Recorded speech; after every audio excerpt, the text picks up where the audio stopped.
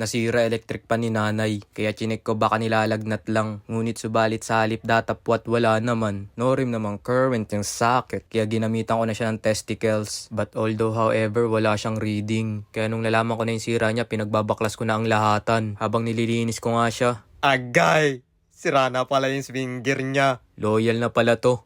Di na lumilingon sa iba. Tatapusin ko na sana yung kwento. Kaso idol ko si Direk Coco Martin. Kaya pinagbabaklas ko na ang lahatan para ma-PMS na rin siya. Unang first kong ginawa, chinek ko yung bushing and shafting niya. Wala pa naman siyang amats, kaya next na sunod na ginawa ko, chinek ko yung motor niya. Alam kong goods pa motor na ito kasi virgin pa. Unang masisira kasi muna dito, thermal fuse. Wala lang, pinakita ko lang. Pasikat kaya! Hakot ana naman! Pagkabaklas ko ng motor, chinek ko yung foam sa bushing niya. Medyo laspag na pero pwede pa. Sunod yung bushing sa harap. Medyo laspag na rin kaya pinaglilinis ko na yung surroundings. Yung ibang motor merong butas dito kung saan maglalagay ng langis. At dahil wala siya, irerekta na lang. Tamang lagay lang yung masisip-sip pa rin ng foam. Tapos bembangin para malagyan yung shafting. Goods din yung shafting niya sa likod, wala pang amats. Binaklas ko muna yung capacitor para di sagabal sa PMS. Hindi madala sa brush kaya babaklasin ko na lang. Basag talaga yung gearbox kaya orderan ko siya. Pero babaklasin ko pa rin para makita nyo yung loob. Pagka open ko, tigang na yung grasa niya. Pag babaklasin nyo yung pinion, may dalawang bulitas dyan at spring. Kaya kailangan alalayan para dito malsik. Pag nawala yan, hanap ka na lang sa tropang may bulitas. Hirap tanggalin yung tumigas na grasa kaya naisipan kong baklasin na lang para masalang sa ultrasonic. Nilagyan ko na rin ng langis yung foam sa rear bushing. Dahil sira naman yung gearbox niya, tatanggalin ko na lang yung swing arm. Bilugan na nga siya kaya ginamitan ko ng lungnos. Pinagtatanggal ko na yung mga agiw sa coil unit at sa lahatan. Di ko na sana siya lalagyan ng grasa kasi papalitan ko naman siya ng gearbox. Gusto ko lang ipakita yung tamang paglagay ng grasa worldwide. Dapat konti lang. Kasi parang CVT lang pag dinamihan mo.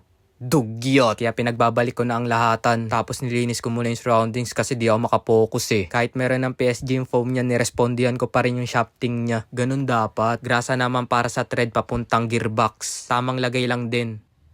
At binalik ko na yung motor niya para matesting yung sirang gearbox. Yung susobra ay kakalat lang din. Sunod na nilagyan ko yung pinion assembly at pinaglalagay ko na yung spring at mga bulitas ng pinion. At pinagkakabit ko na ulit ang lahatan. Pati yung screw at nut ng housing niya. At walang awang pinagpipinger para mahigpitan. Sabay pinainal lock. Binalik ko na rin yung capacitor niya. 1.5 microfarad pala siya. Kaya i-check ko na rin kung goods pa. Dapat maglalaro lang siya sa 1.4 to 1.6. Goods na goods pa kaya sinumulan ko na siya operahan. Cesarean yung ating pasyente kaya hinugot ko na yung bata at pinutol yung pusod niya. Nilagyan ko na ng shrinkable tube yung papunta sa motor niya at inednisan kasi alos kwenta na yung thermal fuse niya. Binalatan ko na yung common niya para madugtungan ng wire kasi ibabypass ko na yung thermal fuse niya. Binalik ko na yung bahay pusod at pinagunahan ng bata at siniling jutsu yung hiwa niya. Sinukat lang yung haba papuntang tagpuan at nilagay na sa kulay pula ng capacitor. Yung ibang electric pan parehas kulay dilaw. Tapos i-check yung ikot kung pahigop. At pasuyop nga siya.